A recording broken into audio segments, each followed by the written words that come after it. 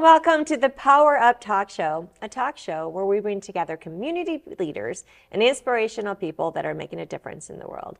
Before I introduce my beautiful guest, who am I? I'm Sandy Spady. I'm your host in the talk show. And we have Mr. Dion Bass, we'd like to start off with. Dion Bass with Sonberg's Cocktails. Thanks, Sandy. How are you? I'm doing well. Thanks for having me on the show. Today, I'm going to be doing something a little different. So I absolutely could not make this cocktail on the air because it takes about 5 minutes to make. And I call it the John Stamos Gin Fizz. So basically, it literally takes about 5 minutes to make. We use a little faux cream, a little egg white, some gin, some strawberry syrup, and then we also use some lemon and lime juice. Now, you have to shake it for about 2 minutes after making it so that it froths up and you get that meringue. And then at the end, I take a little Glacial Till Orange Dream Soda, and we're just gonna slow and low pour this guy until we have a little head on it, like so. Whoa, Yahtzee. And here we have it, ladies. I hope you enjoy your show. And guys, if you want this recipe, please reach out to me. It's dion@sonbergcocktails.com. Sandy, thanks for having me on the show. Thanks, Love Dion.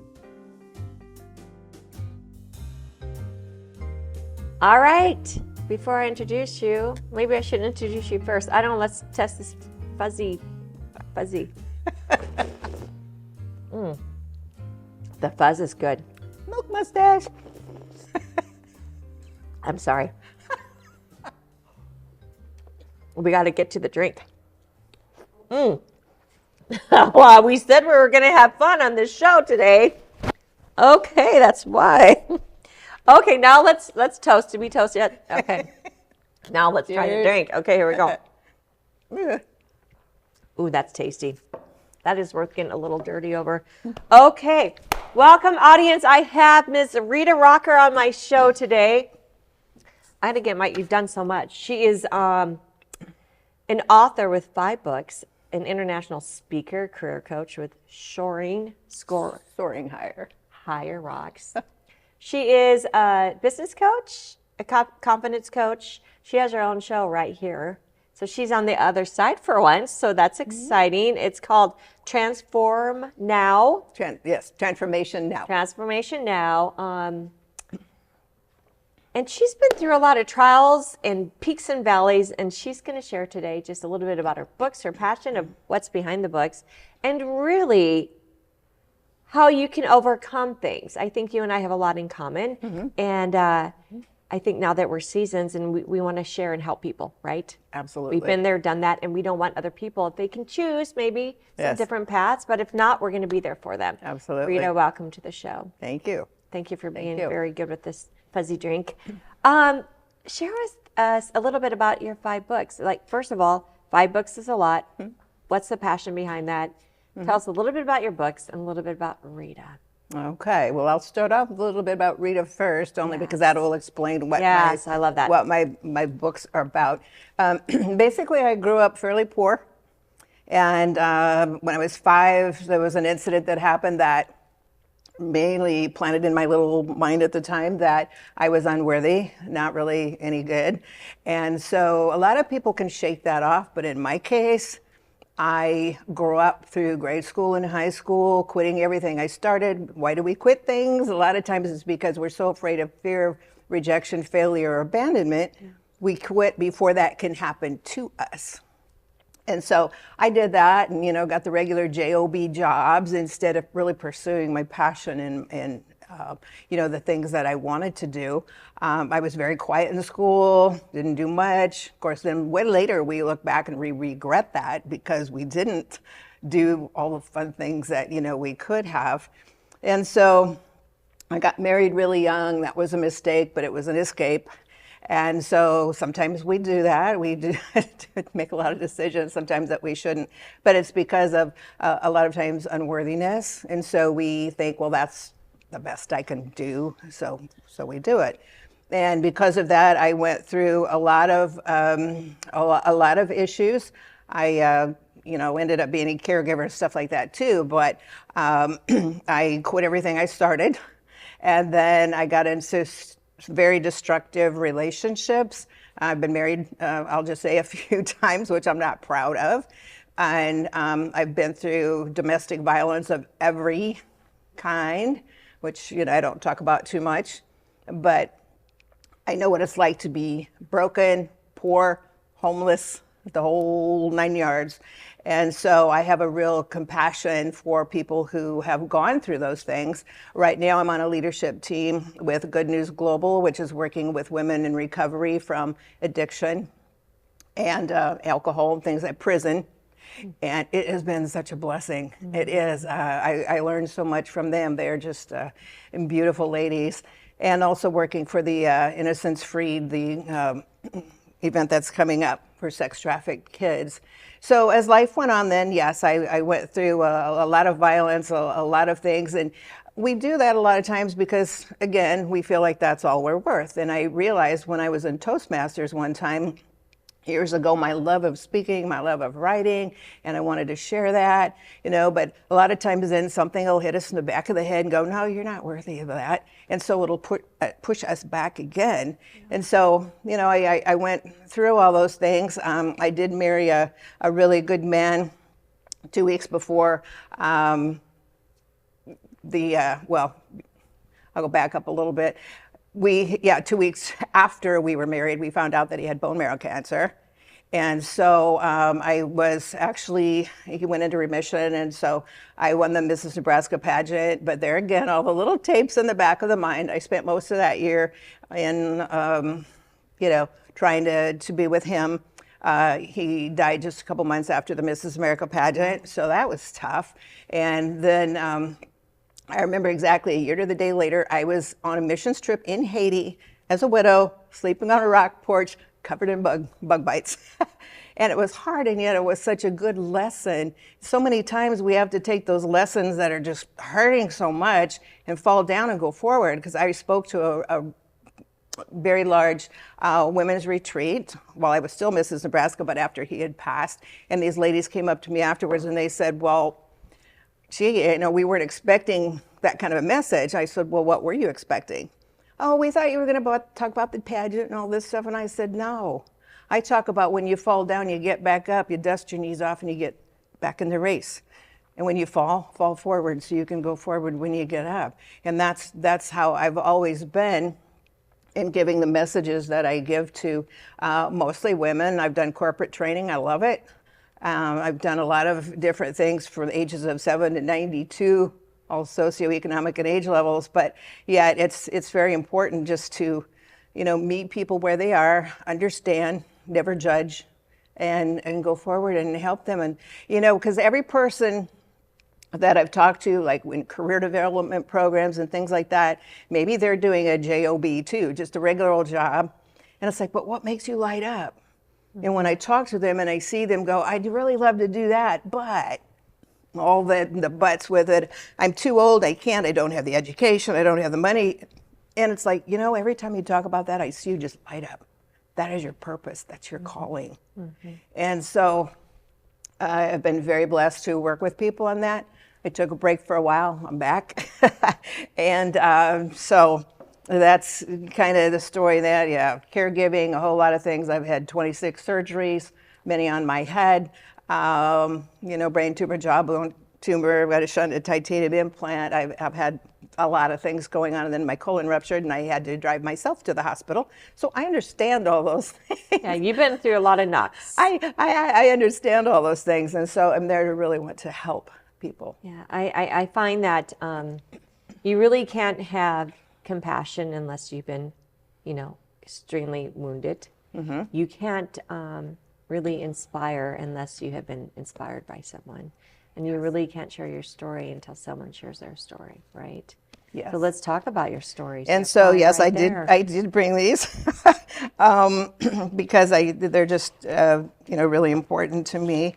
And so the first one, and I did write some little notes on the back, is, I know it's a funny looking book. There were several of us from Small Business Association of the Midlands were writing our first books. And so this one, you kind of see the title at the bottom. It says A Guide to Marketing Yourself for Success.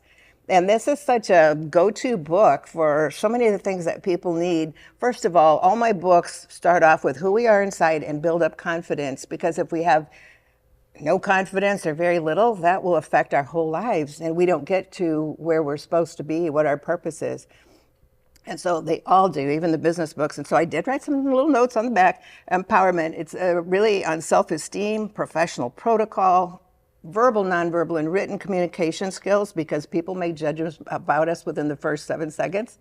You know, they decide what our self-esteem, our outlook on life, our trustworthiness, or social position, or future success. They think about those things in the first 7 seconds. You have absolutely. I speak about that. Yes. Yes, and so it's a lot on communication skills, our image from the inside out, a lot on networking, and then dining etiquette. And I can even give a course to people. I've done that with a class where we sit literally have dining etiquette, which was very fun.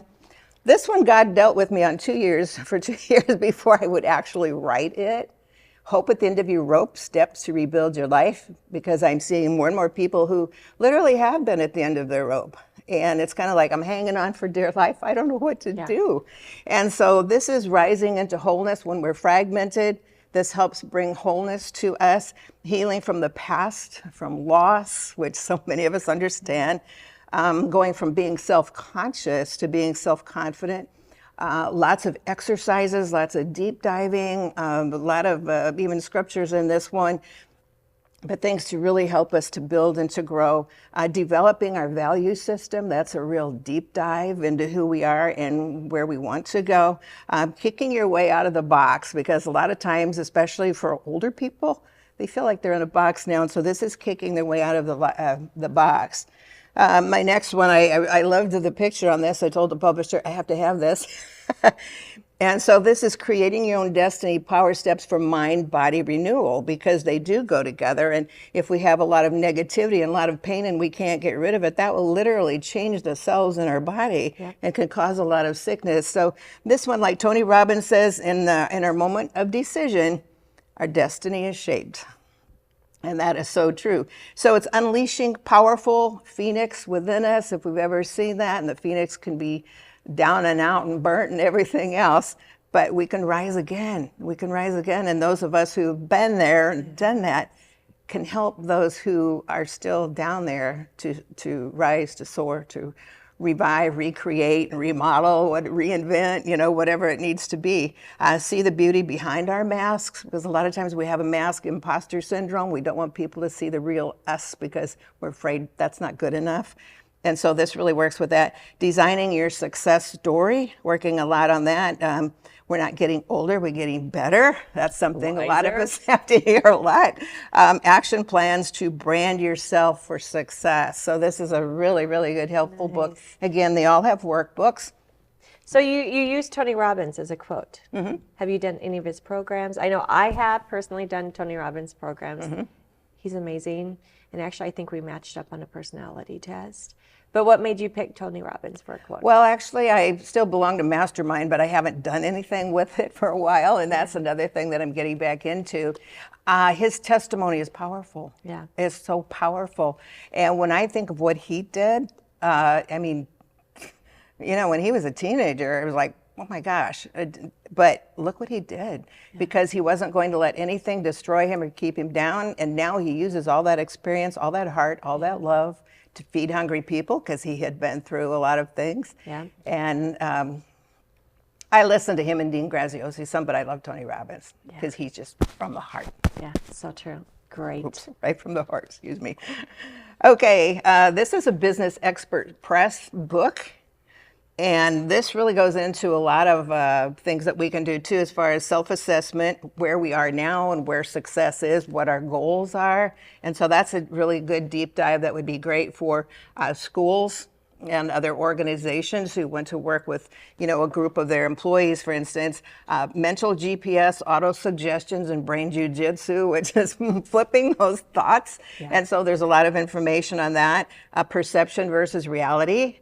Because our perception could be wrong, but it's our reality, because how we perceive we are and how other people perceive us, that's how we act. And a lot of times that's not reality. a lot of times we don't see ourselves as the valuable people that we really are.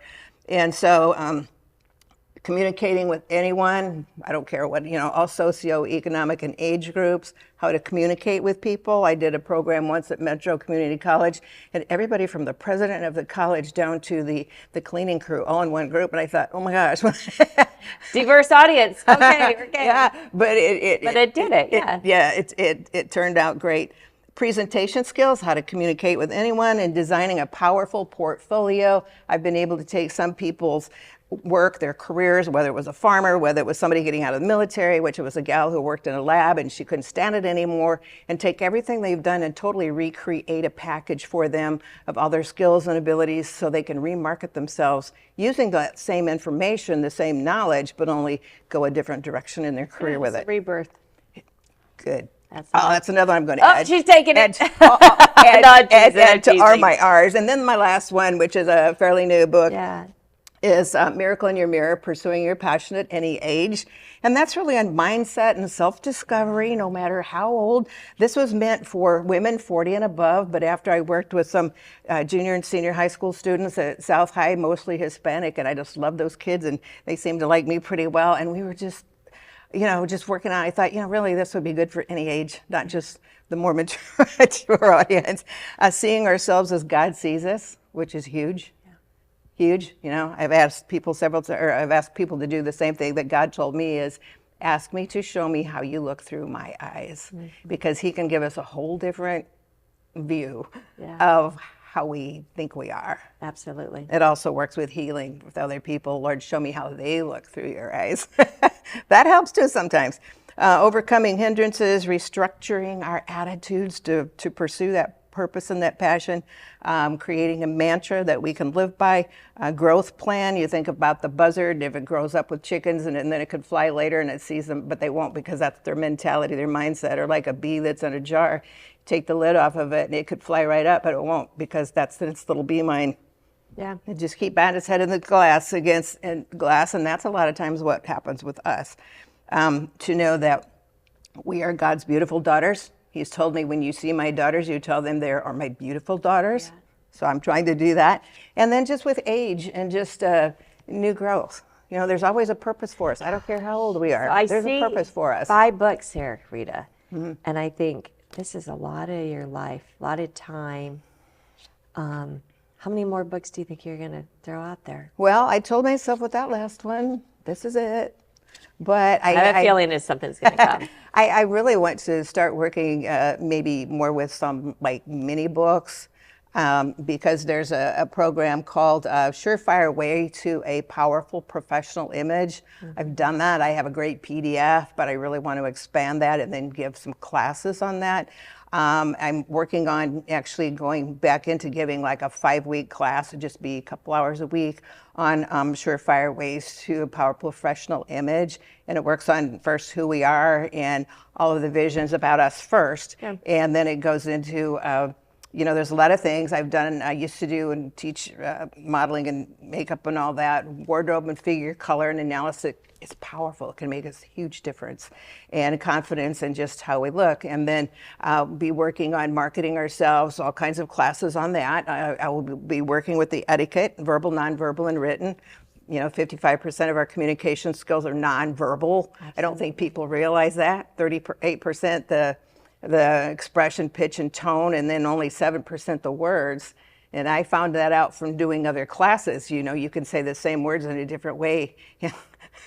Come up with an entirely different reaction from the person. Yeah. So I'll be working on that a lot. And then anybody who wants personal makeovers or anything like that, I've gone shopping. I worked with a gentleman who was going from construction management to a position of working with, in Omaha, a position of working in Lincoln, actually with the guys wearing the suits and ties, engineers and architects. So they had me actually work with him on all its softening, working on all of his communication skills. We ate. How do you conduct a meal in business? Business etiquette. And then we went shopping. They gave me a budget for shopping. I love to do that. I want to get back in it and just help people to really grow and learn and feel better about themselves. I really want to get to know the young Rita. growing up? What can you share? You're a pageant, Miss Nebraska. What was Mrs. it? Mrs. Nebraska. So, first of all, what made you want to be into a pageant? It's a lot of work. It was a lot of work. I hadn't been married very long to this man that we had the unfortunate part about, but he introduced me to a lady from the church who was entering, and I'm not even going to go what year, but entering the year before, and I had taught modeling and how to conduct yourself on stage and speak and all that. And so I said, okay, I'll help you. But when I did that, I thought, I really want to do it myself. But there again, I was afraid. Yeah. What if I lose? Self-doubt. Then I'm going to, that whole thing. And, but I really just wanted to. It was in my heart to do that. And look, you did it. And I did it, and I was grateful. And it was a tough year. I did go on what was it? A program in Virginia Beach, Straight Talk and all of that one time, but my husband was actually dying at the time. I said, hey, maybe the first runner-up should go. And he said, no, this is your only chance to do this, so do that. And I just really wanted to, and I wanted to use the skills and abilities. My mom wrote a poem that I use a lot when I speak to women's groups called Metamorphosis. And so I used that for more. We didn't really have talent, but that. And I love the word metamorphosis. That's always been a huge part of my life because it means a striking change in appearance, character, or circumstances, usually by supernatural means. Yeah. And so that's what I try to work with people on, is letting God do that supernatural transformation to them becoming the butterfly from that poor little critter, because a little caterpillar, it just turns into goo, just black tarry goo, and that's it. And at that point, if it had a little brain, you'd probably be thinking, I'm a mess, I'm a failure, I'm gone. Yeah. And yet in the lining of that caterpillar is the feelers, the wings, everything. It's in there. It has to be brought out. And it's a fight. It's a fight getting it out. And that's beautiful. what we have to do. But then butterfly. So what would you say to the younger version of Rita growing up, through all this experience, 5 books? What's advice would you give to her, knowing what you know now, what you've gone through? Mm-hmm. Would you change anything, or would you have the same path? Good question. When I spoke to those students at the high school, and a lot of them have very rough lives, and they all had questions for me to ask at the end, because they had said, oh, former Mrs. Nebraska is coming to speak, she's privileged, and the teacher said, oh no, you're going to find out that's not the case. And so one of the questions for all 4 classes that I did was, if you could change anything in your life, what would it be? I looked with all the love I could muster for all those kids, and I said, my whole life. And they're like, what? And I said, I meant it. So first of all, realizing that, we're all God's kids, and that I was made in His image. And so I would definitely change that, stop quitting everything I started. I felt so afraid and everything. And I remember in 3rd grade, the teacher, for some reason, was kind of mean to me. And it was like I was a quiet little mouse. And then when they did the National Scholastic Aptitude Test, I got a 97, which surprised me because this was national. I was like, oh, okay. And so then she started being nice to me. Yeah. But I was so afraid of rejection that I just kept doing that. So I would really, if I could go back, yes, I would change a lot of things and really get out there and reach out and not hide so much. Not hide so much. Do you think, though, if you would go back and change, that maybe those books wouldn't exist? Some would, some wouldn't. Probably The Hope at the End of Your Rope wouldn't. I still, enjoy teaching people how to communicate, their parents and all that. So, maybe 2 of those would probably exist and the others no. So that's a good point. Yes. So what is your favorite audience? I know you love to speak. What is your core favorite audience? If I could speak to this audience every day for the rest of my life, what would it be? Well, I know that from a long time ago that God called me to speak to women in general. Mm-hmm. And I love, but I do, like I said, love corporate training. I'd like to get back into some of that. But if there was one group, it would be women. I would love to speak to women in a foreign country sometime. I did a little bit in Haiti, tried to remember my old French, the Creole, but just to be able to really encourage them and build them up. And whether they need inspiration, whether they need healing, whether they just need a lot of education in how to communicate with people and, how to talk to people. So that's women. I love that. Yeah. How can people reach you? How can they find your books? How, Rita? Okay, well, my website is starting to be redesigned, so there's a lot on there at SoaringHigher.rocks. However, for now, it would be best to Rita at SoaringHigher.rocks is the best way to reach me. Any social media outlets? LinkedIn, Facebook? Yes, I'm on LinkedIn, and so you can get a hold of me under Rita Rocker there. I'm on Facebook. I also have a second Facebook on SoaringHigher.rocks. Nice. And so those would be probably the other best ways too. All right, we just have 1 minute or less. What's the one thing you want to be remembered of? Remembered of, just no matter how much pressure you have, diamonds are made under pressure. Sometimes they feel crushed, but then they're beautiful. A pearl is something that started because of the pain of the grain of sand inside until they had to keep working at it like we do. So I would say that just, transforming your life, you are there, your metamorphosis. Let God give you your metamorphosis and make you, striking change in appearance, character, or circumstances, just like He's still working on me with. Nice. Well, Rita, thank you for being so honest and sharing thank you parts so much. of your life. I know sometimes it's not easy. And this is the take of our show. So I just want everyone out there that we've all been stuck. We've all been through things. But you, listening to Rita, read her books, there's a lot of people that have got through that. And so never think you're alone. Always reach out to someone because people really do care. Mm-hmm. And so go make it a great day. Thank you, Rita. And thank you, audience. Thank you. Bye.